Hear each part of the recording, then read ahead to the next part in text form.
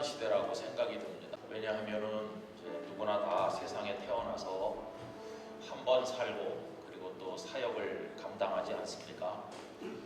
그런데 이제 때를 잘 만나는 사람이 있지요. 여러분 구약 성경을 가지고 예를 들면 때를 잘 못 만난 사람 대표적인 예를 든다면 구약의 예레미야 선지자라고 생각합니다. 여러분 예레미야 선지자를 어떻게 생각하세요? 우리가 그분에게 붙인 별명이 있는데 눈물의 예언자라고 합니다.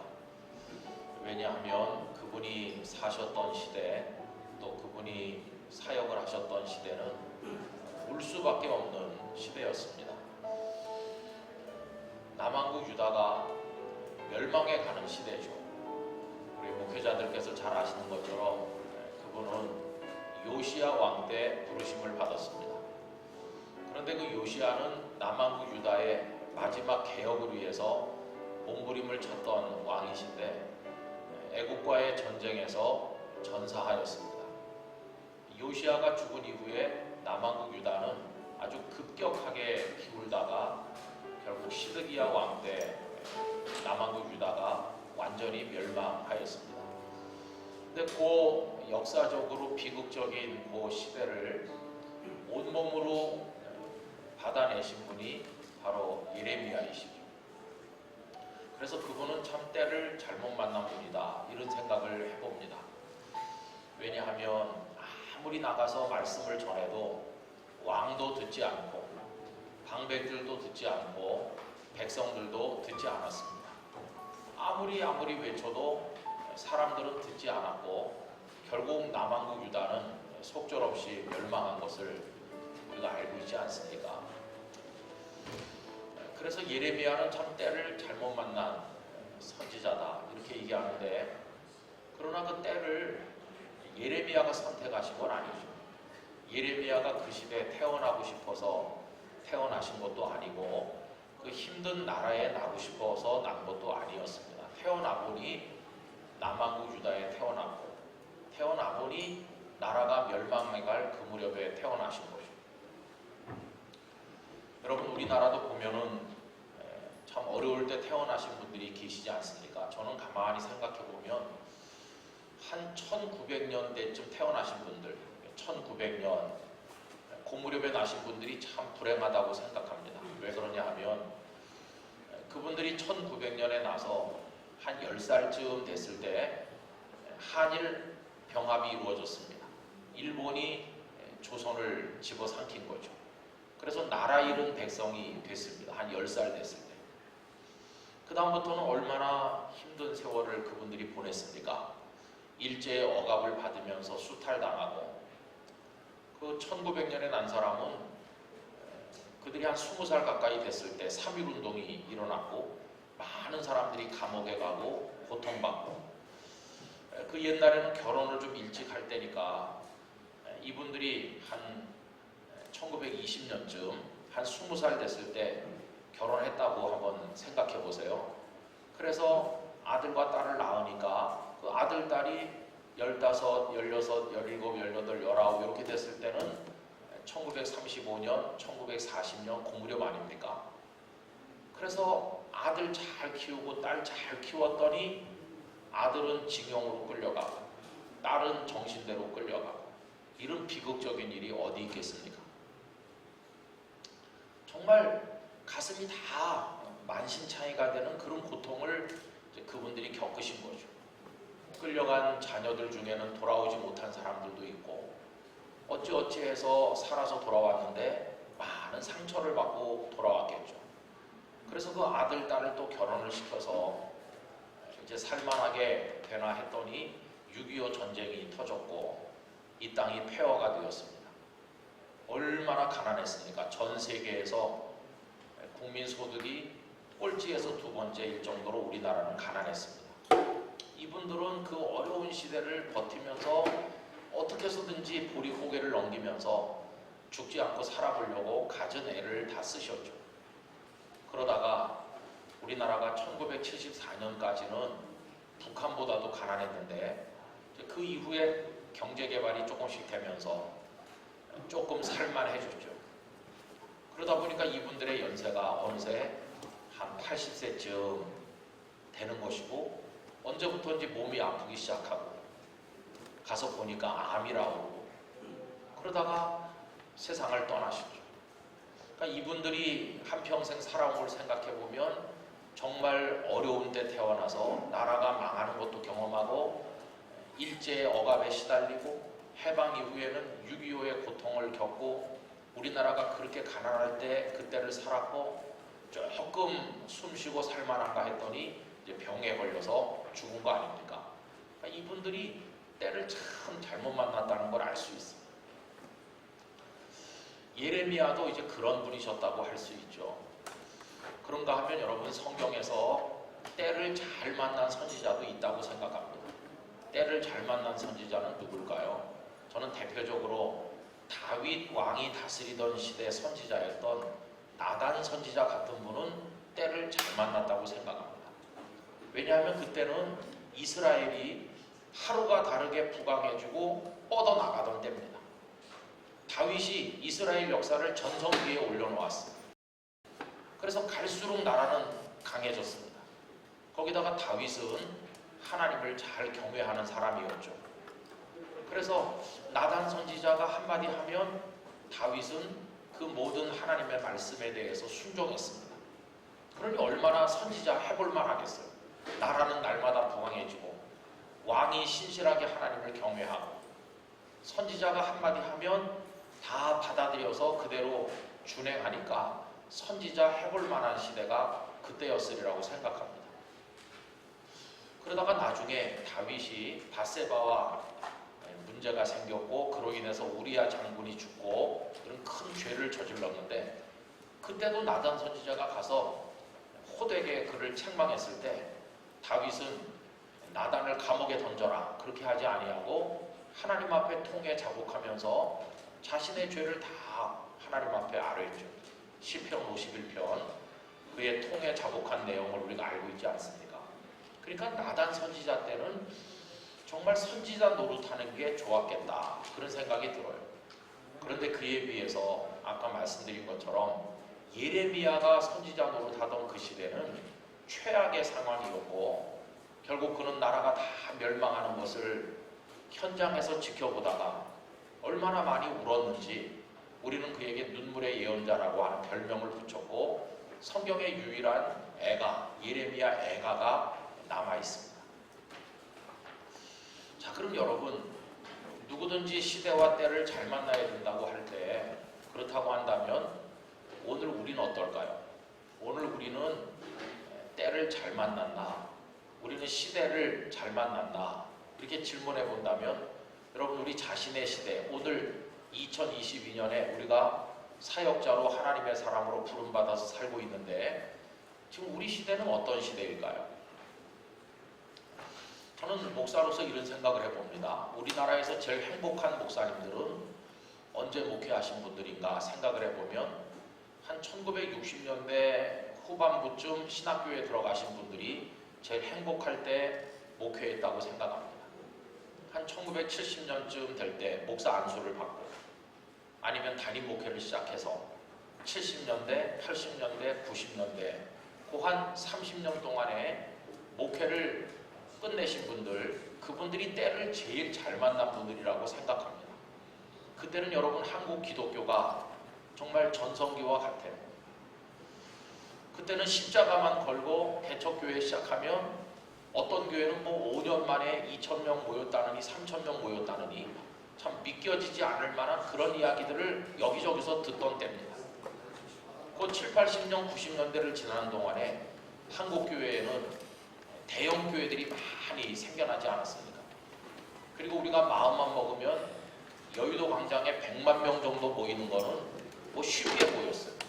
빌리 그레엄 목사님이 오셨을 때도 70년대고, 한국교회 100주년 했을 때도 80년대인데, 그때 우리 100만 명 정도는 그냥 문제가 없이 모이자 그러면 쫙 모일 수 있는 힘이 있었어요. 여러분, 그때도 우리는 대한민국에서 소수였습니다. 대한민국의 인구 중에서 한 15%, 한 20% 그 정도만이 기독교인이었고, 기독교인 아닌 사람들이 훨씬 많죠. 그런데도 소수의 기독교인이 우리 사회를 주도하고 이끌었습니다. 그래서 우리 사회 오피니언 리더들의 대부분이 기독교인들이 많이 있었다는 거 아실 거예요. 여러분, 한때는 우리나라 사성 장군 전원이 다 집사님 이상이었어요. 장로님들, 안수 집사님들. 그런 때도 있었고, 또 국회의원의 5분의 2가 기독교인이었던 적도 있었고, 뭐 대통령이 기독교인인 적도 있었고, 그리고 저 강남에 경제적 수준이 높다는 그 지역에 기독교인들이 압도적으로 많이 살고 그랬습니다. 어떤 기관에서 조사를 해본 결과 한국의 개신교인들은 교육을 많이 받았고 생활소득이 높고 또 숫자는 많지 않지만 우리 사회 여론을 주도한다, 이런 결과가 나왔고, 반대로 어떤 다른 종교는 숫자는 기독교인들보다 많다고들 하는데 교육 수준이 낮고 생활 수준이 낮다고 하는 결과도 있었습니다. 그러니까 우리 대한민국 사회를 기독교가 주도한다고 우리가 생각했었어요. 여러분, 그때는 교회가 청와대와도 잘 통했다고 생각합니다. 어떤 현안이 있을 때 교회 지도자들이 가셔서 대통령과 면담하고 몇 마디 부탁하면 다 들어주고 다 통과되고 그러던 좋은 때가 있었죠.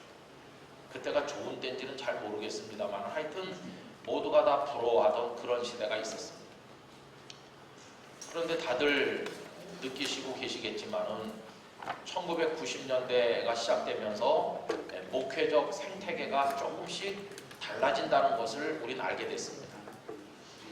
저는 지금은 영락교회에서 목회를 하고 있지만 4년 7개월 전까지는 부산에서 목회를 했습니다. 부산은 제가 한 번도 가본 적이 없는 곳이었는데 신학교를 졸업을 하고 하나님 제일 먼저 오라는데 무조건 가겠습니다, 이렇게 기도를 오랫동안 했는데 한 번도 가본 적이 없는 부산, 그것도 부산의 섬인 영도라는 섬에서 저를 오라고 했습니다. 여러분들, 영도는 하나가 구입니다. 영도구, 부산시 영도구죠. 제가 거기 갔을 때 인구가 한 27만 명 정도 됐습니다. 그런데 제가 떠나올 때는 12만 명 정도로 인구가 급감했습니다. 근데 제가 거기 담임 목사가 돼서 갔던 때가 1990년 3월이고 3월 18일 날 첫 부임 설교를 시작을 했습니다. 그리고 4년 전 2018년 2월 둘째 주일까지 그곳에 설교하고 셋째 주일부터 영락교회에서 설교를 했으니까 그 교회는 만 27년 그리고 11개월, 한 달 모자라는 28년 동안을 이제 그곳에서 목회했습니다. 젊은 나이에 담임 목사가 돼서 그 교회를 가서 자그마한 교회 목회를 시작했는데 목사님들, 선배님들을 만나면 이런 말씀들을 했습니다. 옛날 같지 않은 것 같다고. 그 옛날 같지 않다는 게 무슨 말일까요? 다른 게 아니라 옛날보다 교회 성장이 눈에 띄게 좀 힘들다고 하는 말씀이었어요. 1990년대에 들어가니까 하시는 말씀이 이상하게 전도가 옛날만큼 잘 안 돼, 그런 말씀들을 선배님들이 많이 하시더라고요. 그러다가 2000년대로 접어들고 나니까 그분들 말씀이 이렇게 변했습니다. 요즘에는 교인이 줄지 않고 현상 유지만 해도 그 사람이 목회를 잘하는 사람이라고. 그저 현상 유지하는 목회는 성공하는 목회다, 이런 말씀들을 하시는 걸 들었습니다. 그러다가 2010년대쯤 오니까요, 그 다음에는 현상 유지가 아니라 많은 교회들이 교인이 줄기 시작했어요. 그렇게 될 지가 지금 10년이 넘죠. 여러분, 올해가 2022년인데 지나간 주간에 열렸던 저희 교회가 속한 교단에서는 3만 5천 명 정도 1년 동안에 줄었다고 보고했습니다. 한 1년 만에 3만 5천 명이 없어진 겁니다. 그리고 그 앞에, 그 앞기수 1년 동안에는 11만 4천 명이 사라졌습니다. 한경진 목사님께서 종교계의 노벨상이라고 하는 템플턴상을 받으신 걸 아실 겁니다. 근데 지나간 그 총회가 열리던 주간에 템플턴 재단에서 손님들이 몇 번 오신다고 그래서 제가 와서 그분들을 맞이했는데 보니까 템플턴 재단에서 오신 게 아니고 템플턴 재단이 연구비를 내서 그래서 미국의 몇몇 교수님들이 전 세계 기독교가 지금 어떤 흐름으로 가고 있는가를 이제 연구하는 그런 연구 과정에 저희 교회에 방문하신 것이었습니다. 그분들이 전 세계 한 열 몇 개 나라를 선정을 했다고 그래요. 대한민국도 있고 뭐 아프리카의 나이지리아도 있고 여러 나라를 정하고 한 나라당 한 10여 개 교회씩을 찾아가서 현재 교회 상태 또 미래에 대한 비전이 어떤지 이런 것들을 이제 조사하는 거였어요. 근데 이제 그분들이 저희 교회 오시기 전에 우리나라의 어느 큰 교회를 방문하셨다고 그래요. 그 전날. 그래서 제가 이제 우리 한국 교회가 걸어나온 요즘의 여러 영적인 흐름을 한 30분 쭉 이렇게 얘기를 하니까 그분들이 조금 고개를 갸우뚱하시더라고요. 세 분의 교수님이 오셨는데 그러면서 우리가 어제 들은 얘기랑 다르다는 거예요. 그럼 어제 들은 얘기가 뭡니까? 어제 갔던 그 교회에서는 지금도 한국 교회가 굉장히 부흥한다고 얘기했다는 거예요. 그런데 저는 요새 교인이 줄고 있다고 말하니까 그분들이 어제 들은 얘기랑 다르다고 하는 거예요. 그런데 그날 아침 마침 국민일보가 이제 배달이 됐는데 국민일보 미션 안에 제일 큰 첫 번째 타이틀이 뭐냐 하면 한국 장로교가 지나간 몇 년 동안 팬데믹으로 인해서 55만 명이 줄었다. 그게 톱 타이틀이었어요. 아마 보신 분도 계실 거예요. 제가 그 신문을 그분들 앞에 보여줬어요. 이게 오늘 아침에 국민일보라는 일간지에서 나온 신문 보도다. 여기 지금 팬데믹으로 인해서 한국 장로교가 감리교 이런 거 빼놓고도 55만 명이 줄었다고 여기 타이틀이 나오지 않았냐. 그랬더니 그 신문을 막 사진을 찍는 거예요. 그래서 이 신문을 그냥 가져가시라고.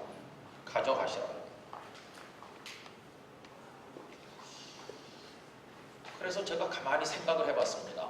제가 속한 교단에서 35,000명, 또 다른 교단에서 몇만 명, 감리교가 몇만 명, 이거 쭉 합치면은 1년 동안에 줄어드는 숫자가 적게 잡아도 30만 명에서 많이 잡으면 50만까지 단 한 해 동안에 지금 교인이 없어지고 있는 중입니다.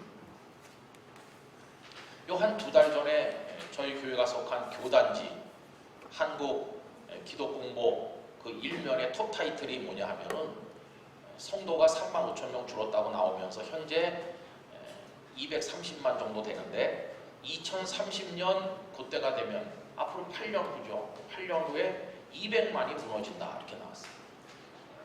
김사만 목사님께서 총회장을 하던 그해 300만 운동을 했습니다. 그때가 한 270만 정도 됐는데 300만 운동을 해가지고 300만을 돌파했다고 막 축하 잔치를 열고 그랬어요. 근데 물론 그거는 이제 허수입니다. 전국에 있는 모든 교회가 일사불란하게 보고를 했죠. 예컨대 A 교회가 어저께 주일날 5명이 등록했고 B 교회는 3명 등록했고 이렇게 된다 그러면 월요일 아침에 노회에다 보고를 하는 겁니다. 그럼 노회 사무실에서 우리 노회 어저께 하루 동안에 등록한 사람이 뭐 200명 이렇게 모으는 거죠. 그럼 전국의 노회가 다 그걸 모아가지고 총회 사무실에다 보고를 하니까 한 주에 전국에 있는 교회에서 몇 사람이 새로 왔는지가 집계가 될 거 아니겠습니까? 이래가지고 덧셈을 계속 하다 보니까 300만 명이 넘었다고 된 거죠. 근데 그게 아주 우스운 얘기입니다. 왜 그러냐 하면 그렇게 해서 등록한 사람이 다 교인이 된 게 아니잖아요. 한 번 왔다가 떨어져 나간 사람이 태반이나 많고 또 그동안에 교회에 있다가 뒷문으로 나가는 사람도 많잖아요. 근데 그거는 뒷문으로 나가는 사람은 계산을 안 하는 거예요.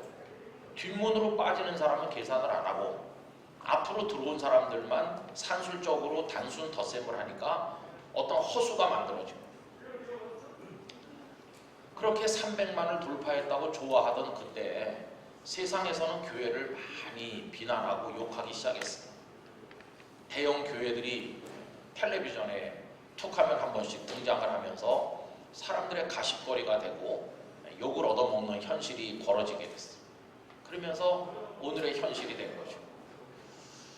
제가 다른 교단 이제 교회 홈페이지도 들어가서 설교도 들어보고 하는데, 여러분 요 남대문 교회가 여기 있고 요 밑으로 좀 내려가면은 이제 후암동 아래 동자동에 거기 기장 측의 대표적인 교회가 있습니다. 거기서 목회하시던 송창근 목사님은 한경준 목사님과 일제시대 때 아주 지도자로 뛰어나셨던 분인데 6.25 때 납북돼서 가신 분이시죠. 이 송창근 목사님은 좀 진보적 신앙을 가졌던 분이시죠. 이분이 미국에 공부하러 갈 때 참 놀랍게도 한때 이단으로 정죄당한 이용도 목사님께서 그 송 목사님 유학 갈 비용이 없기 때문에 당신의 집을 팔아가지고 유학 비용을 주고 이용도 목사님이 자신의 양복을 사이즈를 줄여가지고 그 옷을 입혀서 송 목사님 미국으로 보냈더라고요. 그런데 그 송 목사님이 이제 공부하고 오셔서 목회했던 교회가 바로 거기 있거든요. 동자동에. 지금도 그 교회가 있습니다. 그 기장 교단에서 아주 유서 깊은 교회죠. 그래서 제가 이제 요 얼마 전에 한번 그 교회 홈페이지에 들어가서 설교를 듣게 됐는데, 제가 들어갔을 때는 담임 목사님이 안 계셔서 그 교단의 아주 원로들, 그 교단의 명성이 자자하신 분들이 오셔서 이제 한 주씩 설교를 하셨어요. 근데 어느 날 제가 들은 설교는 이런 겁니다. 교단을 염려하시는 말씀을 하시면서 우리 한국의 상황에서는 군소교단, 그러면 군소교단은 한 30만 명 기준으로 말하는 거다. 30만이 안 되면 군소교단이라고 한다. 그런데 우리 기장은 어떻게 된 일인지 지금 30만은커녕 그 절반밖에 안 된다. 그 절반밖에 안 되기 때문에 교단을 유지할 수 있을지가 의심스러울 정도로 지금 위기에 처해 있다. 저 수요일이 지나서 가면 거기에 한국신학대학교라고 하는 그 교단의 신학대학교가 있지 않습니까? 근데 거기 지금 이렇게 교세가 많이 줄어가지고 교단을 유지할 수 있을지조차 걱정된다. 그게 설교 속에 나오는 얘기입니다. 그래서 제가 굉장히 놀랐습니다.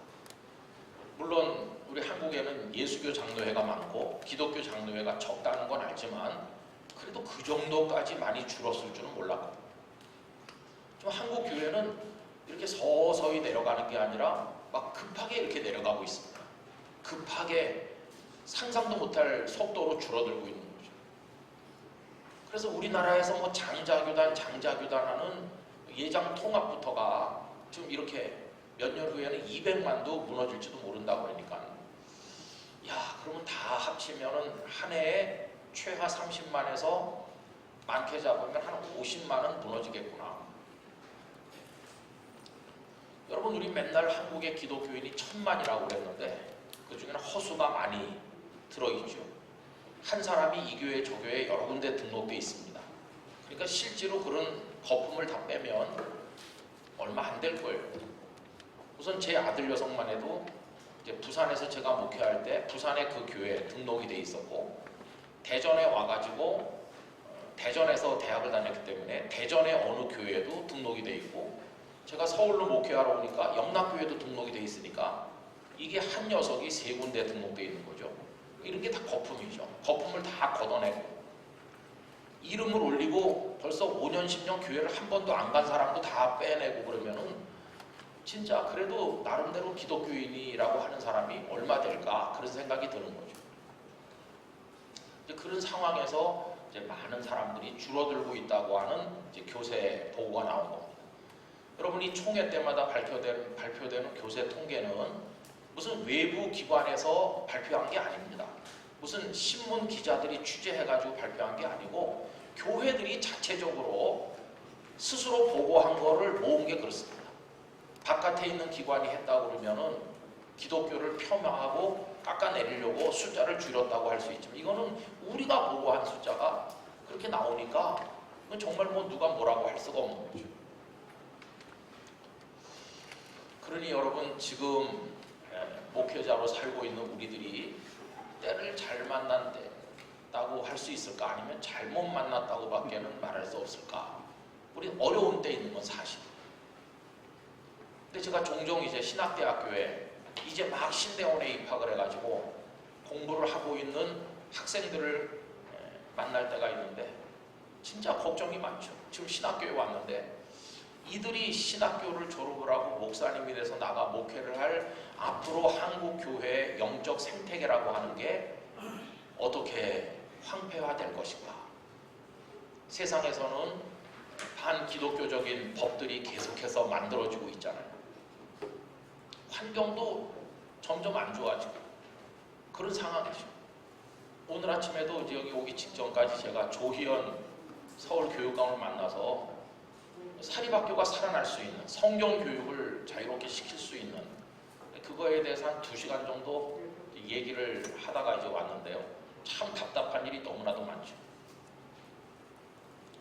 그런 상황에서 지금 우리 여기 이제 복음을 위해서 살도록 부름을 받은 겁니다. 그래서 이제 이런저런 생각을 해보면 낙심이 많이 되죠. 야, 정말 이게 희망이 없구나. 어떻게 이걸 극복할 수 있을 것인가. 거기다가 코로나 팬데믹은 교회를 완전히 그로기 상태로 몰고 갔죠. 저희 교회도 지금 예배 출석이 잘 회복이 안 되고 있습니다. 조사를 해보면 지방에 있는 교회일수록 회복 속도가 빠르고 또 교회 규모가 작을수록 회복 속도가 빠른 걸로 나옵니다. 큰 도시에 있는 교회일수록 또 평소에 교인 숫자가 많았던 교회일수록 예배 회복 속도가 굉장히 늦습니다. 저희 교회 같은 경우 보면은 그냥 조용히 다니고 싶어서 온 사람이 많아요. 적은 교회에서는 뭐 열심히 봉사를 해야지 되는데 사람이 많은데 오면 그냥 조용히 있어도 누가 모르거든요. 그러니까 편안하게 예배만 드리고 집에 가겠다는 좀 이기적인 사람들이 많이 모여 있는 건데 코로나까지 오니까 이 사람들은 진짜 더 편해진 거죠. 갈 필요도 없다 이렇게. 또 저희 교회만 해도 본당에 사람이 많이 들어오지 못합니다. 그래서 이제 2부 예배, 3부 예배 갔던 때는 코로나 전에 본당 말고도 7군데 공간에 흩어져서 앞에다가 스크린을 놓고 스크린으로 이제 했거든요. 그러니까 이제 요새 왜 교회를 대면 예배를 좀 오지 왜 계속 안 와요? 그러면은 하는 말이 목사님 가도 영상인데 뭐 집에서 오는 영상이나 어차피 영상 볼 건데 헌금은 내가 성의 있게 보내요. 온라인으로. 참 이거를 뭐 잘한다고 그래야 되는지 기가 차잖아요. 지난 주일은 총동원 주일 비슷한 주일이었어요. 제가 오기 전부터 매년 9월 마지막 주일에는 하여튼 뭐 돌아가시지 않은 분은 다 오자 이런 주일로 오랫동안 했다고 그래요. 이제 엊그제가 그날이었죠. 엊그제 제법 많이 안 오던 분들이 많이 오신 것 같더라고요. 그런데 주일 저녁에 목사님들이 다 뭐 숫자를 카운팅 해가지고 출석표를 내신 분들을 다 해가지고 저한테 보내줬는데 그래도 아직도 그렇게 많이 온 것 같이 눈으로는 보였는데 최고로 많이 온 것 같은데 이제 70% 조금 한 70% 정도 왔어요. 70%. 아직도 30%는 총동원 주일이 돼도 안 오는 거예요. 앞으로도 올 희망이 있을까 그런 생각이 듭니다. 그래서 목사님들이 출석 가지고는 이 교회가 유지되고 있는지 유지가 안 되고 있는지를 판단이 잘 안 되기 때문에 간접으로 헌금이 줄었냐 아니면 헌금이 유지되고 있냐 이걸 가지고 이제 간접적으로 요새 확인을 하죠. 근데 저희 교단 보고에 의하면 코로나 이전보다 한 10 내지 15% 헌금 액수가 줄은 걸로 나옵니다. 그 중에 아주 드물게 조금 늘었다는 교회들도 물론 있긴 있어요. 그렇지만 이게 계속 비대면이 오래가고 교회 안 오는 사람들이 계속 4년, 5년, 6년 계속 안 오고 집에서만 있을 때 얼굴을 보지 않는데 믿음이 자라겠어요. 그게 헌금이 되겠어요. 또 헌금을 보낸다고 고마워해도 되는 겁니까? 사람이 안 오는데. 그래서 이런저런 생각을 해보면 이 조직교회들, 이렇게 조직되어 있는 교회들이 참 어렵겠다. 조직교회들이 위기의식을 느끼니까 장로님들 모여 앉으시면 재정을 긴축할 생각을 하는 거죠. 그럼 재정을 어디서 긴축합니까? 제일 먼저 긴축하는 게 바깥으로 나가는 걸 줄이는 거죠. 바깥으로 나가는 건 선교하는 것이고 봉사하는 것인데 선교와 봉사를 양팔을 다 잘라버리고 나면 그냥 장애인처럼 되는 겁니다. 다 잘라버리고 팔다리 다 자르고 가만히 앉아서 밥이나 먹고 숨이나 쉬고 있자. 이런 것처럼 되니까 교회가 교회 역할을 못하게 되는 것이고, 우리 대한민국 사회에서 점점 코너로 몰려서 있으나 마나한 맨날 시끄럽게 반대만 하는 이상한 사람들이라고 참 어려운 패러다임에 우리 스스로 갇히게 되는 거죠. 여러분, 저는 이제 다 공동의 문제입니다만은 어떻게 이거를 해나갈 수 있을 것인가. 전문가들이 여는 세미나라든지 뭐 이럴 때 이런 전략을 해야 된다. 뭐 어떻게 교회가 영상을 강화해가지고 좋은 컨텐츠를 개발해야 된다. 뭐 아니면 전략적으로 집에 있는 성도들을 어떤 프로그램을 통해 오게 해야 된다든지 뭐 이런 얘기를 많이 들었어요.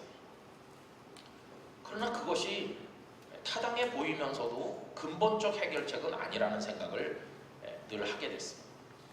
그래서 저도 저 나름대로 하나님 앞에 해결되기 힘들어 보이는 이 숙제를 두고 어떻게 해야 될 것인가를 이제 기도하고 성경 말씀 읽고 그러는데, 여러분, 하나님의 결론은 분명합니다. 하나님의 결론은 뭐냐 하면요, 내가 살아있는데 왜 걱정하느냐. 그게 하나님의 결론입니다. 아멘. 그 하나님의 결론이 너무 강렬하기 때문에 아멘. 우리의 100가지 1000가지 걱정과 염려가 그 앞에 가면 다 사라지고 말아요. 코로나가 왔지만 하나님은 살아계시잖아요. 내가 살아있는데, 내가 교회를 사랑하는데 넌 무슨 걱정을 하느냐. 여러분, 그러면서 이제 제가 크게 감동받은 게 사도행전의 말씀이었습니다. 여러분, 우리 교회들이 여러 가지 어려운 문제가 있으면 사람들은 무슨 얘기를 제일 많이 하느냐 하면은 이런 식으로 말합니다. 교회가 문제가 많아. 이게 첫 번째 하는 얘기고요. 두 번째 하는 얘기는, 그러니까 우리는 다 초대교회를 배워야 된다. 초대교회로 돌아가야 된다. 이게 늘 하는 얘기예요. 여러분, 초대교회로 돌아가자고 다들 말하고 대부분의 많은 사람들이 그렇게 생각하고 있습니다. 그럼 그때 말하는 초대교회는 어느 교회를 말하는 겁니까? 초대교회. 초대교회는 물론 우리나라의 선교사들이 와서 복음을 처음 전했던 그때 교회들도 초대교회겠지만은, 우리가 말하는 초대교회는 사도행전에 나오는, 특별히 예루살렘부터 시작된 바로 그 교회를 말하는 거죠. 그런데 우리가 초대교회로 돌아가자고 하는 말이 이게 정확한 말인가? 여러분, 우리가 초대교회로 돌아가자는 말은 굉장히 많이 왜곡되게 쓰이고 있다는 사실을 알 수 있습니다. 왜 그러냐 하면요, 우리가 사도행전의 교회를 초대교회라고 했을 때 얼마나 왜곡되게 쓰고 있는가를 잠시 말씀드리려고 하는데, 우리 한국교회가 생각하는 그 사도행전 교회, 매력 있는 교회는 사도행전 1장, 2장, 3장까지만입니다. 우린 3장까지만 좋아해요. 3장까지. 거기까지만 우리가 배우고 싶어하는 초대교회입니다. 그럼 왜 1, 2, 3장이 우리에게 매력이 있을까요? 우선 1장은 다락방에 모였잖아요. 다락방에 120명 성도가 모여가지고, 그리고 뭘 했느냐 하면은 오로지 기도에 힘쓰니라. 근데 이게 우리에게 지금 익숙한 거죠. 한국교회는 지나간 세월 동안 열심히 모였고, 그 다음에 모이면은 열심히 기도했잖아요. 한국교회처럼 새벽 기도회, 금요 철야 기도회, 뭐 산기도 하면서 여러 가지 종류의 기도가 있는 교회는 전 세계에 없습니다. 그러니까 모여서 기도에 힘쓴다. 이게 우리 마음에 탁 맞는 거죠. 아, 그래, 교회는 그래야 돼. 열심히 모여서 기도해야지.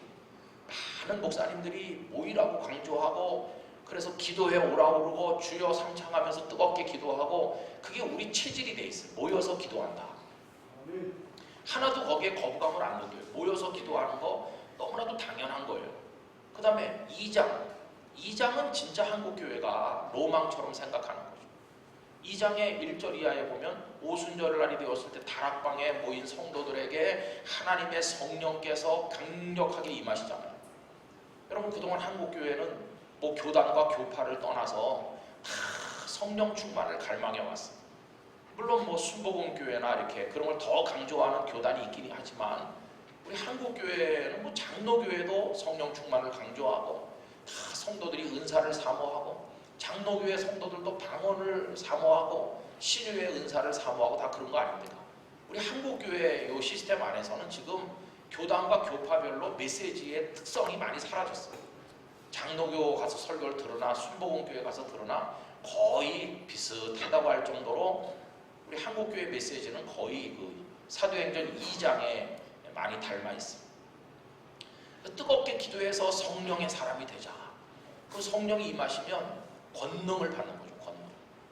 그리고 방언의 은사를 비롯한 갖가지 은사가 임해서 그래서 그 오순절에 여러 나라에서 어마어마한 순례자들이 예루살렘에 모였는데 방언하는 것을 보고 사람들이 술에 취했다고 조롱하니까 베드로가 설교를 시작했죠. 우리가 술에 취한 것이 아니라 요엘 선지자의 예언하신 말씀이 우리에게 이루어진 거라고 하면서 쭉 이야기해서 사도행전 2장에 베드로의 설교가 나오는데 결국은 예수 그리스도의 십자가와 부활 얘기를 하거든요.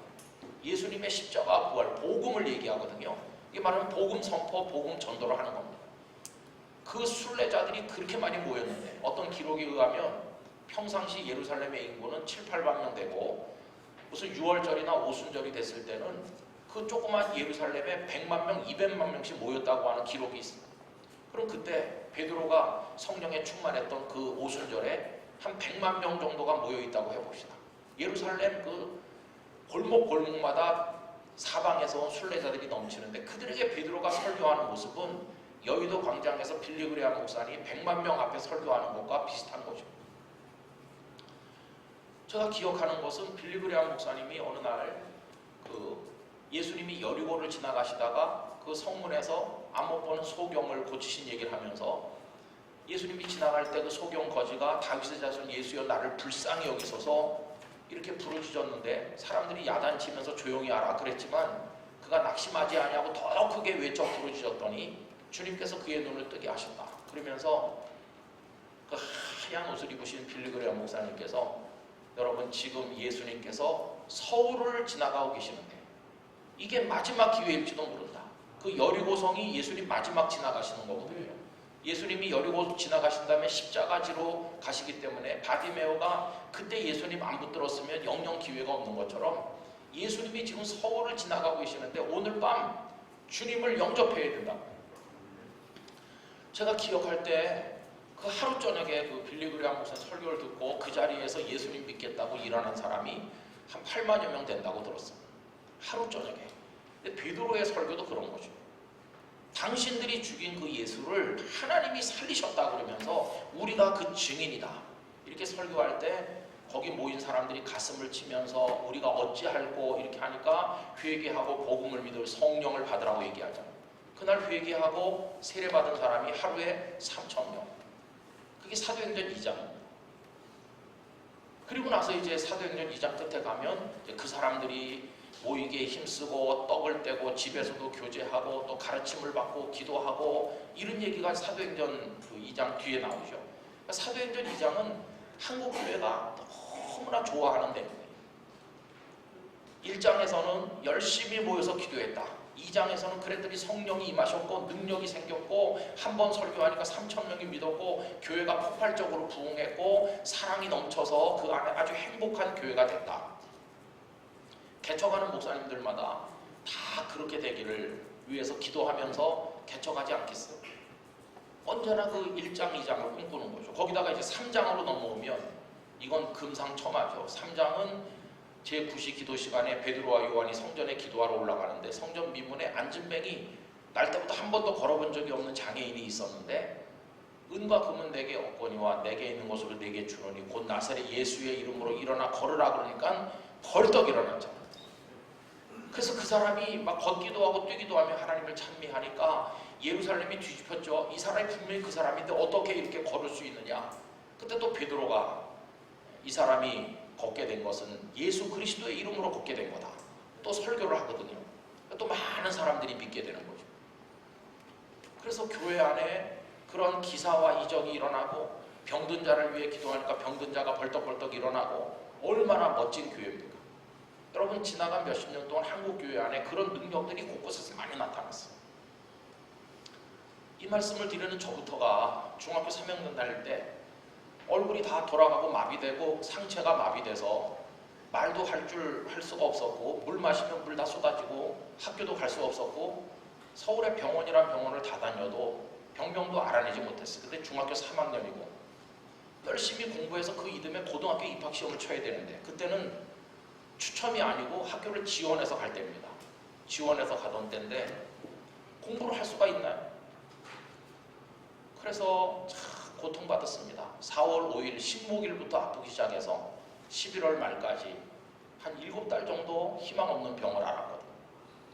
처음에는 그래도 의사가 나를 고치겠지 이렇게 생각하다가 여름이 지나니까 희망이 없어졌어요.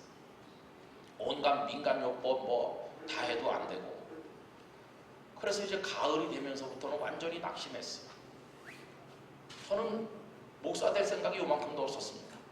9월달 되니까 어떤 권사님이 너 목사 되겠다고 서원해봐라. 그래서 하나님 앞에 타협했습니다. 고쳐주시면 목사가 돼보겠습니다. 그러고 해도 아무 그게 없어요. 여러분, 저는 그때 현신의 권사님 아세요? 변계량 권사님이라고 병자 안수기도 하던 우리나라 유명한 분들 아시죠? 뻔질나게 그 현신의 권사님, 변계량 권사님 가서 길 쭉 줄 서가지고 앉아서 이렇게 엉덩이 걸음으로 다가가면 그분들이 머리 만지고 등 만지고 안찰한다고 그러는데, 그런 거 많이 했습니다. 또 뭐 낫는 것도 없고. 그래도 마지막 희망은 하나님밖에 없으니까. 그러고 있는데 어떤 분이 저보고 요 서대문 로타리에 가면 조용기라는 젊은 목사, 나이 40도 안 된 목사가 있는데 대단하다고 그러더라. 거기 병자들이 많이 온다고 그러는데 가보라고. 수요일 저녁에 병자를 위해 기도해 주는데 가보라. 그래서 제가 수요일 저녁에 갔죠. 어머니 아버지랑 일찍 갔습니다. 저는 그 현신의 원사님 기도원처럼 한 사람씩 하는 줄로 알고 일찍 가야 빨리 하고 집에 오려고 일찍 갔어요. 한 서너 시에 가가지고 막 거의 앞에서 두 번째, 세 번째 자리에 앉아있어요. 몇 시간을 기다려가지고 이제 드디어 수요 기도회가 시작된 거죠. 수천 명이 꽉 차게 앉았어요. 여의도로 그 교회가 가기 전입니다. 여의도로 옮기기 전에 1층, 2층 입추의 여지가 없이 앉았는데, 이제 조용기 목사님 나오셔서 뭐 한 30분 설교하고, 그리고 이제 이 많은 사람을 어떻게 기도해 주나 했더니 기도를 그렇게 해주는 게 아니더라. 목사님 하는 말씀이 그냥 다 각자가 아픈 사람 그 자리에 일어나라고. 그래서 일어났죠. 근데 저는 드문드문 일어날 줄 알았어요. 그랬더니 전원 다 일어나더라고요. 굉장히 야속하더라고요. 미래에 아플 것까지 대비해서 일어나나 보다 이렇게 생각이 들었고, 은혜가 요만큼 내려오는데 뜯어 먹으려는 사람이 너무 많이 와가지고 내 입에 들어오는 게 없겠다 그런 생각이 들었어요. 어쨌든 각자가 자기 아픈데 손을 대는데 뭐 손 두 개 가지고 다 할 수가 없어요. 얼굴도 그렇지 뭐 몸도 그렇지. 옆에 어머니 아버지가 이제 이렇게 하고 기도했어요. 그러더니 다 앉으라고 그런 다음에 목사님이 오늘 기도하는 동안에 하나님께서 영감으로 응답하셨는데 얼굴과 상체가 아픈 사람 고쳐주신다고 했다. 그런 사람이 있으면 일어나보라 그러는데 아무도 안 일어나는 거예요. 몇 번씩이나 일어나라고 계속 재촉하는데도 아무도 안 일어나는 거예요. 그러더니 이제 어머니가 너다 너야 너. 제가 일어났죠. 그랬더니 목사님이 여기 한 명 일어났다. 그때 까만 교복 호크 채우는 교복 입고 가서 앉아 있었는데 여기 학생이 하나 일어났는데 우리 뜨거운 박수를 보내줍시다. 그래갖고 수천 명을 하나님께서 저를 위해 그날 엑스트라로 동원하셔서 뜨거운 박수를 쳐줬어요. 4월 5일 아픈 이후로 처음으로 하늘을 날 것 같은 기쁨이 저를 사로잡았어요. 몸이 나은 건 아닌데 기쁨이 먼저 오더라고요. 그래서 제가 알았습니다. 현상의 변화보다 영혼의 기쁨이 먼저 온다는 걸 알았어요. 그리고 너무 기뻐서 집에 와가지고 하룻밤 자고 나니까 몸이 좀 부드러워진 것 같더라고요. 한 보름쯤 되는 어느 날 모든 게 정상으로 돌아왔습니다. 그래서 제가 하나님과 했던 약속이 있으니까 이제 목사가 된 겁니다. 그리고 말을 이제 할 수 있고, 그때는 말을 하면 말이 다 새고 음식을 먹을 수 없고 그랬는데 이제는 다 할 수 있게 됐거든요. 여러분, 그게 한국교회 특징이었어요. 아멘. 그래서 뭐 장로교에서도 병이 낫고 그런 교파 교단 상관없이, 그러니까 그 사도행전 3장의 로망이 우리에게 다 있었던 거예요. 그러는 동안에 이제 사람들이 어느 교회에 많이 모여서 1000명, 10,000명, 막 수만 명 이런 교회들이 생겨나면서 한국교회 전성기를 연 거죠. 근데 이제 오늘날 와서 정반대 상황을 아까 길게 말씀드린 것처럼 만나고 나서 제가 왜 이럴까 생각하니까 딱 깨달아지는 게 이거예요. 너희들은 사도행전 3장까지만 좋아하지 않느냐. 그 다음은 너희들은 좋아하지 않는다. 4장 이후는 너희들은 좋아하지 않는다. 초대교회로 돌아가자고 말하지만 초대교회는 그 뒷부분도 초대교회인데 너희들은 뒷부분에 있는 초대교회는 배울 생각이 없고 오로지 1장, 2장, 3장만 좋아하는 거야. 그래서 병든 교회가 된 거다. 여러분 열심히 모이죠. 뜨겁게 기도하죠.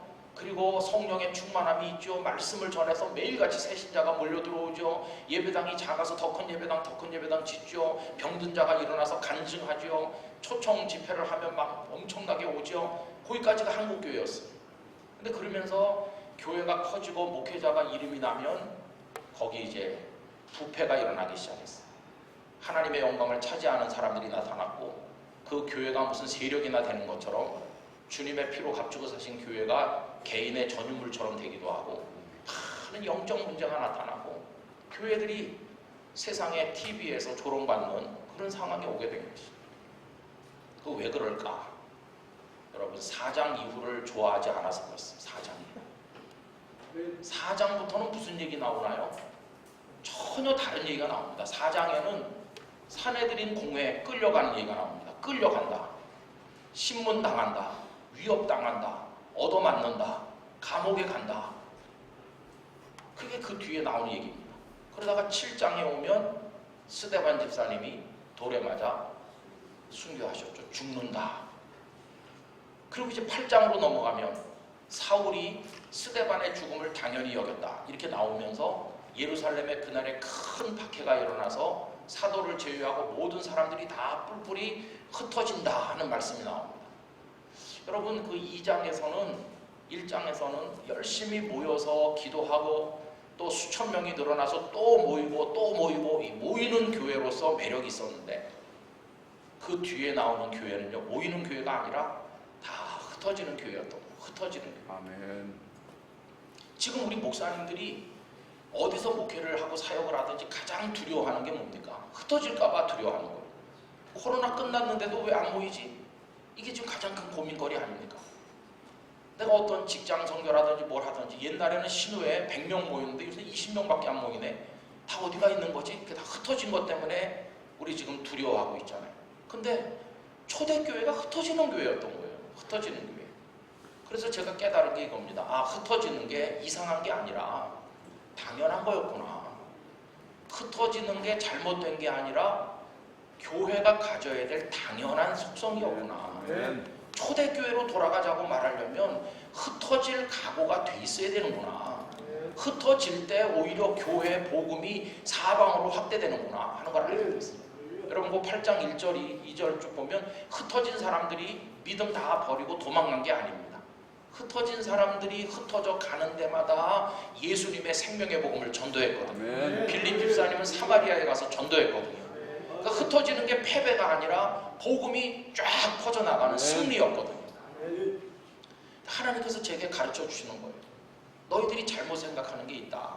왜냐하면 모여있으면 능력있고 모여있으면 행복하고 모여있으면 잘 되는 것 같지만 그리고 너희들은 흩어지면 다 불이 꺼지고 흩어지면 끝날 것처럼 보이지만 그렇지 않다. 흩어져도 불이 꺼지지 않는다. 그걸 가르쳐 주시는 거예요. 그러면서 저에게 이런 감동을 주시더라고요. 모였을 때만 불이 붙는 성도는 잘못된 성도다. 장작이 함께 모여야 잘 타는 건 맞는 말이지만 진짜 제대로 된 성도라면 거기서 그 성도를 하나 빼내서 따로 놔도 불이 꺼지지 않고 세상에 횃불이 될 수 있는 성도가 되도록 키우면 된다는 것입니다. 흩어져도 복음의 능력을 나타낼 수 있는 성도가 되도록 그렇게 만들면 그러면 희망이 있는 것입니다. 그래서 여러분 저는 우리 직장 선교 같은 거는 흩어진 선교라고 생각합니다. 우리 사회 곳곳에 직장 곳곳에 흩어져 있잖아요. 흩어져 있는 게 연약하거나 패배하는 게 아니라 거기서 정말 중요한 하나님 나라 복음을 확산시키는 역할을 감당하는 거 아니겠어요? 아멘. 각자가 흩어져 있는 곳에서 복음의 불씨를 밝힐 수 있다면 한국교회는 모이는 숫자가 줄어든다고 절망할 게 아니라 우리나라 전체로 복음이 아래서부터 퍼져나갈 것이라고 저는 생각합니다. 아멘. 숙제는 뭐냐 하면 우리가 그런 사람을 키워낼 수 있느냐가 문제예요. 억지로 끌어다가 1시간 앉아있게 했다가 오라고 하지 않으면 예배도 못 오는 허약 체질에 그런 사람만 많이 모아가지고 그건 부흥이 아닙니다. 여러분 후안 카를로스 오르티즈 목사님의 책들을 읽으셨을 겁니다. 거기 보면 그분이 숫자가 늘어난다고 부흥이라고 생각하는 건 무서운 착각이다. 만약에 숫자가 늘어나는 게 부흥이라면 불경기에도 꾸준히 부흥하는 곳이 있는데 공동묘지다. 공동묘지는 매일같이 새신자가 등록하는 교회나 마찬가지죠. 그러나 공동묘지는 아무 움직임이 없거든요. 계속 늘어나는 게 묘지지만 다 죽은 자들만 있기 때문에 교회 아무리 사람이 많이 모여도 영적으로 다 죽어서 흩어보내면 다 불씨가 꺼져버리고 나 하나님 안 믿어요. 그런 사람만 많이 모아다가 놓으면 그거는 교회가 아니라는 것입니다. 다 흩어놔도 각자 있는 곳에서 예수님만이 생명의 구주임을 고백하며 그 복음을 전도하는 한 사람 한 사람 한 사람을 가정과 직장에서 많이 만들어낼 수 있다면 그게 이제 한국교회가 능력 있는 교회가 되는 비결이라고 생각을 하는 것이죠. 아멘. 여러분 그렇게 할 때 우리가 뭘 믿겠습니까?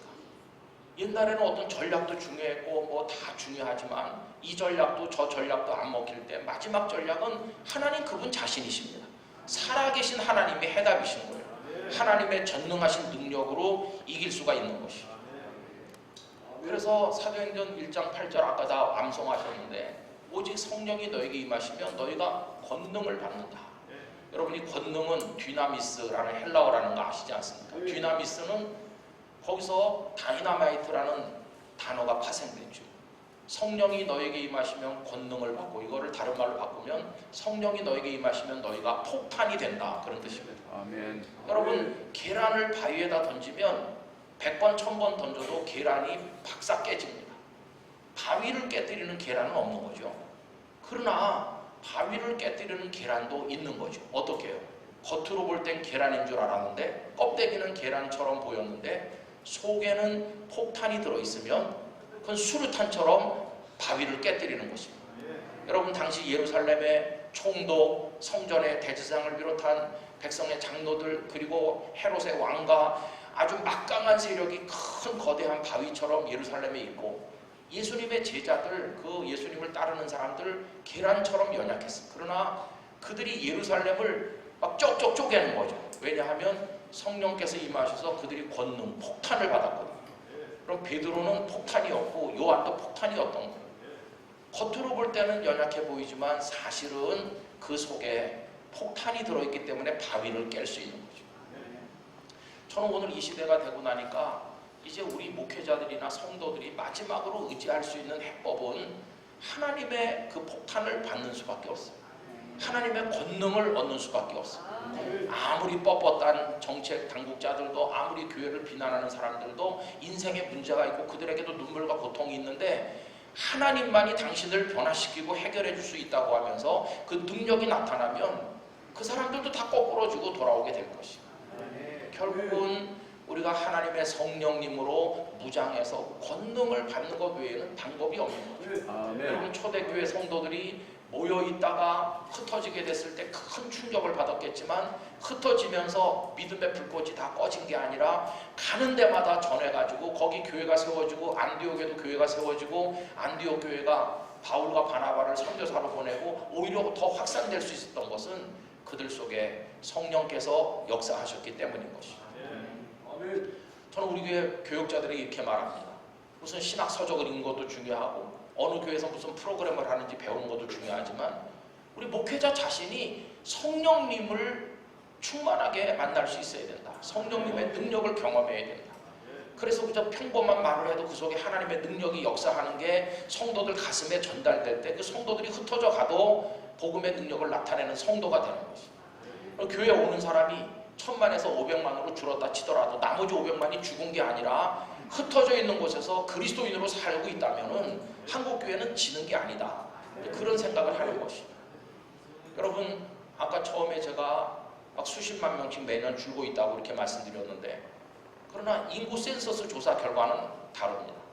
정부에서 하는 인구 센서스 조사를 해보니까 아직도 대한민국에 자기를 기독교인이라고 말하는 사람이 거의 18% 정도 있습니다. 아멘. 그게 참 놀라운 거죠. 그 조사원이 가서 종교가 뭡니까? 기독교요. 이거 굉장한 겁니다. 근데 그 사람이 교회 안 나간 지 오래됐거든요. 교회는 안 나가는데 자기를 기독교인이라고 말하는 사람은 많이 있는 거예요. 여전히 한 5분의 1 가까이 있는 거예요. 그러면 매년 교세 통계 보고가 굉장히 빠르게 주는데도 자기를 기독교인이라고 말하는 사람이 대한민국에 많다는 건 뭡니까? 기독교인이라고 생각하는데 단지 교회만 안 가고 있는 거예요. 단지 교회만. 이 가나안 성도가 빠른 속도로 늘어난다는 거죠. 이 가나안 성도들의 마음에 있는 작은 믿음의 씨앗이 완전히 죽어버리기 직전에 그들의 가슴에 다시 불을 붙여야 되고 다시 교회로 돌아오게 되는 마지막 기회를 우리가 맞고 있는 거죠. 그런데도 아직도 교권 가지고 싸우고 세상에 걱정거리가 되고 교회가 비난받는다면 그래도 아직은 기독교인이라고 말하는 그들의 그 마지막 한마디 고백까지도 그 다음 센서스 조사할 때 나 기독교인 아니에요 이렇게 말하게 되면 정말 그건 비극적인 거 아니겠어요? 그래서 저는 아직 불씨가 꺼지진 않았다고 생각합니다. 현재 우리에게 모여있는 직장에서든지 교회에서든지 어디서든지 그분들에게 흩어져 가도 빌립 같은 복음의 증인이 될 수 있도록 그분들 속에 확실한 복음을 심어주고 하나님의 성령께서 역사하시도록 그렇게 키워낼 수 있으면 우리에겐 여전히 희망이 있다고 생각하는 것입니다. 아멘. 그리고 교회가 복음의 본질을 회복하면 흩어졌던 사람들도 다시 교회로 돌아오게 될 것입니다. 그리고 우리 당대 80년, 90년대처럼 막 이렇게 일어나는 그런 걸 우리 당대 경험하지 못하고 우리가 은퇴하고 설령 세상을 떠난다 할지라도 바벨론에 포로된 백성을 돌아오게 하시던 하나님의 역사처럼 다시 교회를 일으키실 하나님의 계획이 있을지를 누가 알겠습니까? 하나님이 하시는 일은 사람이 알 수 없어요. 우리의 마지막 소망은 살아계신 하나님이십니다. 능력을 주시는 분도 하나님이시고 하나님 의지하면서 우리 각자의 위치에서 이 복음의 증인된 사명을 감당해야 되리라 그렇게 생각을 하는 것입니다. 여러분 그때까지 우리는 인내하는 게 필요하겠죠. 그때까지 어떻게 견디나 여러분 인내하는 게 필요하죠. 초대교회와 인내의 발효라고 하는 책이 있죠. 그 책에 보면 참 놀라운 얘기를 하고 있습니다. 그 저자가 초대교회가 굉장히 부흥돼가지고 로마 제국이 복음 앞에 무릎을 꿇은 것은 그분들이 열심히 복음을 전했기 때문이라기보다는 그 어려운 때를 인내했기 때문이다. 근데 그분은 많은 고대 문헌을 조사해가지고 1세기, 2세기, 3세기 그때 고대 교부들의 문헌 속에 전도를 강조하는 문헌이 거의 없대요. 우리 생각에는 전도를 굉장히 강조했기 때문에 교인이 많아졌고 그래서 로마 제국을 이긴 게 아닌가 이렇게 생각하는데 조사를 해보면 전도를 강조하는 문헌은 거의 없다는 거예요. 전도를 강조 안 했대요. 그럼 어떻게 그때 교회가 그 로마 제국이 그렇게 핍박하는데도 교인이 늘어났냐 했더니 삶 속에서 눈물 흘리면서도 하나님의 살아계심을 믿고 인내함으로 고난을 견디고 시장에서든지 가정에서든지 길거리에서든지 어디서든지 그리스도인답게 살아갔던 그 한 사람 한 사람의 삶이 입으로 전하는 전도보다 천배만배 능력 있는 전도가 되었고 아멘. 핍박자들까지 두 손 들게 만들고 결국은 제국을 무릎 꿇게 만들었다. 오늘 이 어려운 시대는 인내하는 법을 배워야 됩니다. 세상이 우리를 비난해도 우리 그렇지 않아요 이렇게 맞짱 붙으며 싸울 필요가 없고 인정할 거 인정하고 우리의 부끄러운 걸 회개하면서 인내하는 거죠. 교회가 어려워도 인내하고 우리의 사역의 현장이 어려워도 인내하고 그 인내는 곧 눈물의 기도가 되는 거고 눈물로 기도할 때 하나님께서는 우리에게 힘을 주실 줄로 믿습니다. 예레미야처럼 아무도 내가 전하는 말을 듣지 않는다 할지라도 나는 마지막까지 예수님만이 생명의 구주임을 전하겠습니다. 그런 각오가 우리에게 필요하다고 생각을 하는 것입니다. 하나님께서 우리를 사방으로 흩어 놓으셔서 사역을 감당하게 하셨는데 여러분 그런 소망을 가지고 하나님을 의지하면서 우리에게 언제까지 기회를 주실는지 알 수 없지만 그때까지 최선을 다하게 되기를 원하는 것입니다. 오늘 이 컨퍼런스를 통해서 우리 동역자들께서 큰 다짐과 용기를 새롭게 가지게 되시길 바라고 초대 예루살렘 교회 역사하시던 성령께서 흩어지는 시대를 살고 있는 우리 안에 역사하셔서 우리에게도 큰 은혜를 허락해 주시기를 간절히 기원합니다. 하나님의 위로와 격려가 우리를 품어주시기를 진심으로 기원합니다.